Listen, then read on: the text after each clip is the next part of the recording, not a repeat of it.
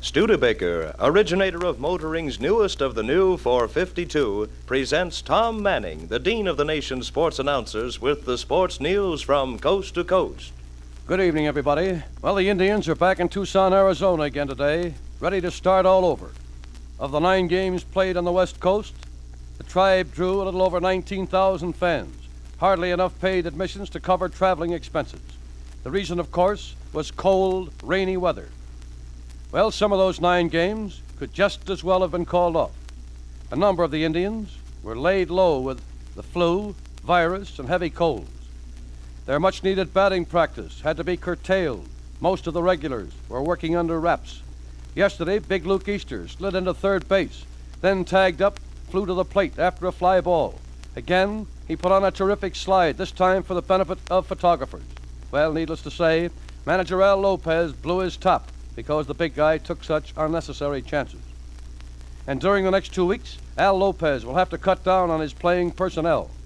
2 pitchers, 2 outfielders, and a catcher will have to be located elsewhere.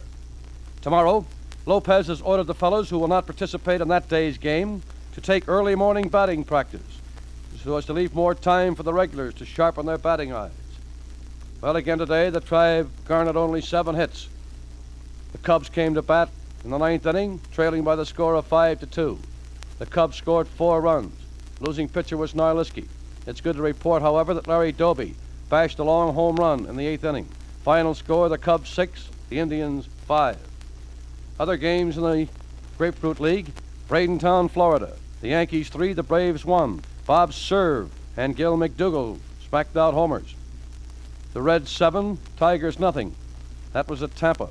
At St. Petersburg, the Cardinals 1, the Phillies nothing. In hockey, Bun Cook says he's going to call Tommy Williams out of retirement tomorrow night at Providence. That's when the Barons and the Reds tangle in the 4th game of their best-of-5 series. The Barons are leading 2-1. Now, should Providence win again tomorrow, the 2 teams will play the final game here at the arena Thursday night. However, if the Barons wrap it up tomorrow night, they'll open against the Mohawks at Cincinnati on Thursday night. Perry Sullivan of the Providence Reds has been returned to the lineup despite his fractured toe.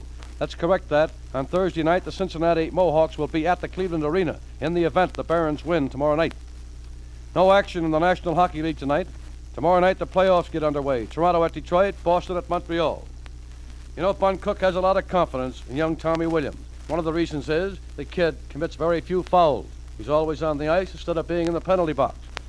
But America's confidence in Studebaker cars as outstanding gasoline economizers was never better justified than it is this year of high living costs. Yes, friends, with the purchase of gas an important item in many a family's budget, Studebaker cars do an almost uncanny job of getting big mileage out of every gallon. Now, one reason for this is the clean line design of each Studebaker entire structure. There's no burdensome excess bulk to squander any of the brilliant power that a Studebaker engine generates. Yes, whether it's a Champion or a Commander V8, every trim, sleek, beautifully jet-streamed 1952 Studebaker zips along mile after mile on an amazingly small consumption of fuel. So see for yourself how superbly a Studebaker is designed to cut your driving costs. Stop in at a Studebaker dealer nearby. In golf today, Sammy Snead, Doug Ford are tied for the lead in the Jacksonville Open Golf Tournament. That's at the end of the regulation 72 holes. Both finished with 280. Playoff tomorrow. Miss Jacqueline DeBiff, the women's Olympic figure skating champion, confirmed reports today that she'll tour the United States as a professional. She'll join up with the Ice Capades. And speaking of champions, Willie Hoppy, who won his billiard championship in 1906, says he may retire next fall. He's been saying that for 30 years. He'll be 56 in October. The former head coach at the University of Hawaii, Archie Cordes, says he will not take the job as then coach at Washington State College. Warren Giles, president of the National League, cracked down today on players working out around the edges of the playing field during exhibition games. He says the fans pay to see baseball. They're entitled to that instead of watching the boys run. That wraps it up for Studebaker. Back again tomorrow evening, same time. Tune in again tomorrow at 6:25 for Tom Manning and sports news from coast to coast. Brought to you by Studebaker, builder of fine motor cars and trucks. And remember, this is Red Cross Month, so let's all answer the call of the Red Cross as generously as we can.